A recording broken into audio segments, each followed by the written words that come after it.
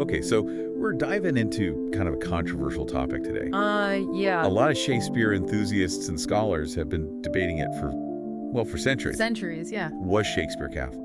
It's a big question. Yeah, it is a big question.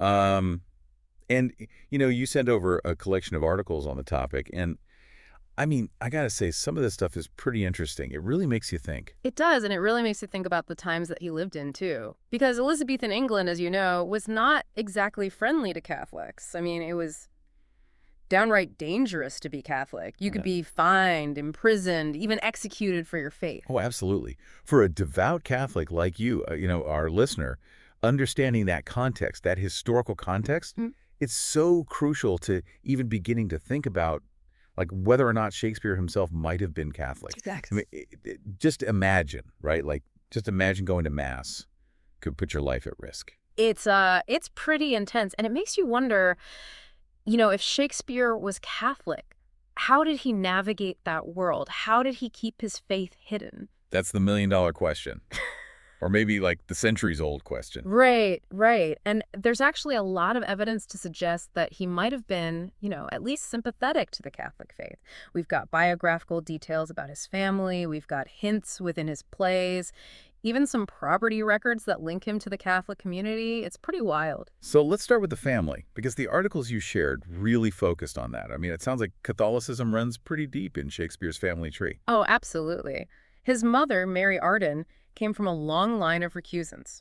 Recusants were Catholics who refused to attend Anglican services, and that was like, a huge deal back then. Really dangerous. Right, because it was basically defying the law. Exactly. And his father, John Shakespeare, he was actually fined for recusancy. There's even some evidence that he might have had a hidden Catholic testament. Whoa, so we've got mom and dad possibly being secret Catholics. Right. What about Shakespeare's own kids? Well, his daughter, Susanna, she was listed as a Catholic recusant as well. Hmm. Yeah. So that's pretty compelling stuff. Mhm. I mean, if Shakespeare grew up surrounded by all of that, it makes you wonder if some of those beliefs rubbed off on him. Right. I mean, do we know anything about Shakespeare himself during that time? Like any direct links to Catholicism?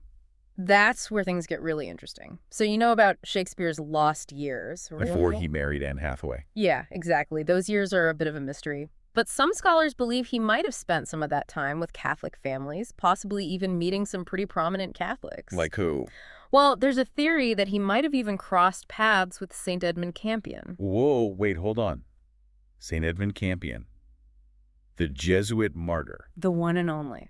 Okay, now things are starting to feel like a historical thriller. Right. It's pretty intense. So let's recap for a sec. We've got Shakespeare's family, potentially deeply involved in Catholicism. Then we've got the possibility that Shakespeare himself might have known or even been influenced by figures like St. Edmund Campion. I mean, that's a pretty big deal. It is a big deal, and it suggests that Shakespeare was moving in circles that were, at the very least, sympathetic to the Catholic faith, and maybe even actively involved in it. It's like a secret network operating beneath the surface of Elizabethan society. Exactly. Wow. Yeah. Okay, so we've got this picture starting to emerge, right?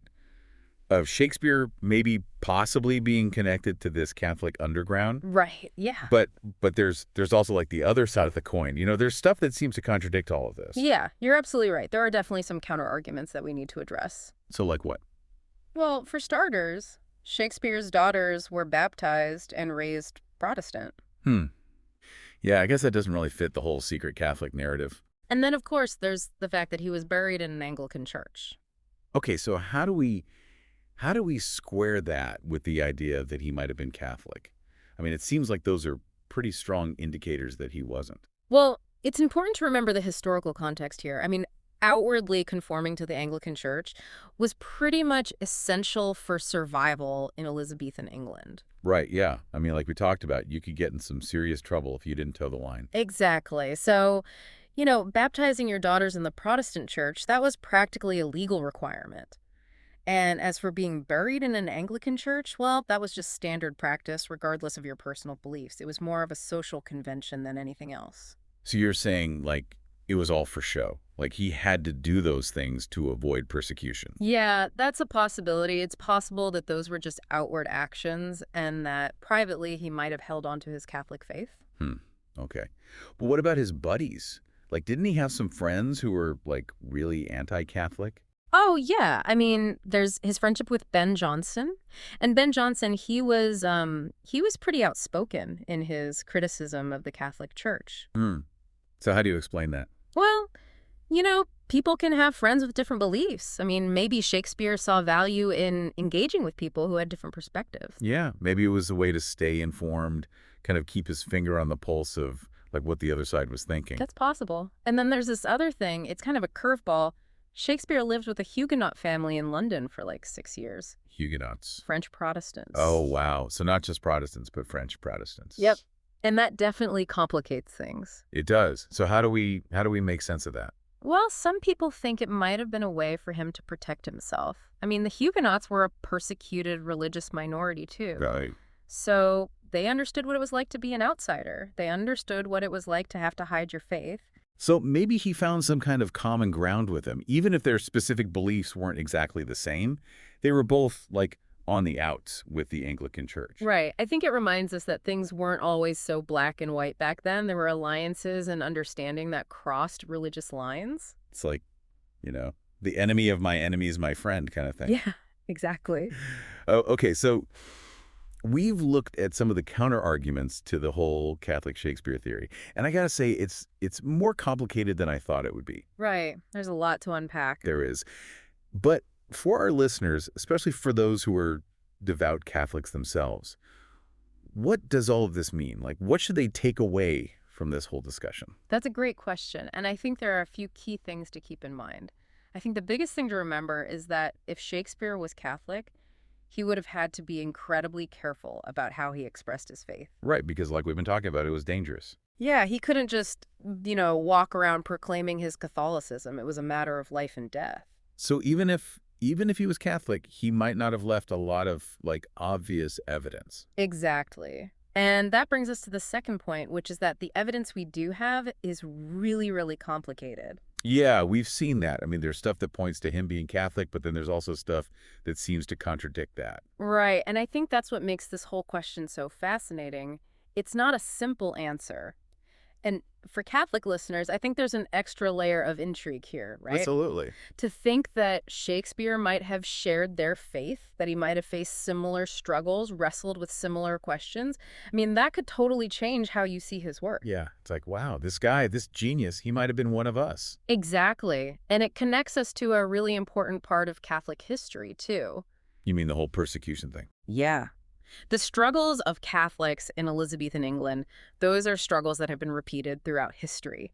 And they remind us of how powerful faith can be, even in the face of danger and opposition. It makes you think about those hidden messages in The Taming of the Shrew. Right. Like, are there other hidden messages in his place? I mean, it's definitely possible. Some scholars think Hamlet, Measure for Measure, those plays might contain critiques of Protestantism, or maybe even expressions of longing for the Catholic Church. That's amazing. Like, he's sending these secret signals across time. It's really cool to think about. Of course, not everyone agrees with those interpretations, but they offer a really fascinating way to look at the plays. So even if we can't say for sure whether Shakespeare was Catholic or not, just asking the question, it opens up all these new possibilities. Totally. It makes us think about faith, about politics, about how those things intersect with personal belief. It's really powerful stuff. It is.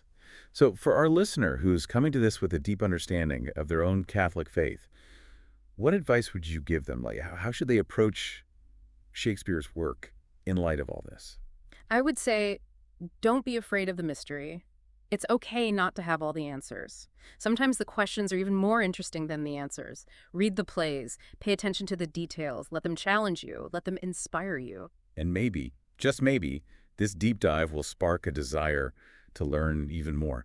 I mean, there are so many resources out there. There are books, articles, even other podcasts that explore this question in depth. Yeah, and we mentioned Joseph Pierce's book, The Quest for Shakespeare, earlier. That's a great place to start if you want to really dig into the evidence for Shakespeare's Catholicism. So for you, our listener, this is just the beginning. There's a whole world of Shakespearean scholarship out there waiting to be explored. Who knows, maybe you'll even uncover some hidden truths of your own. Thanks for joining us on this deep dive, and until next time, happy exploring.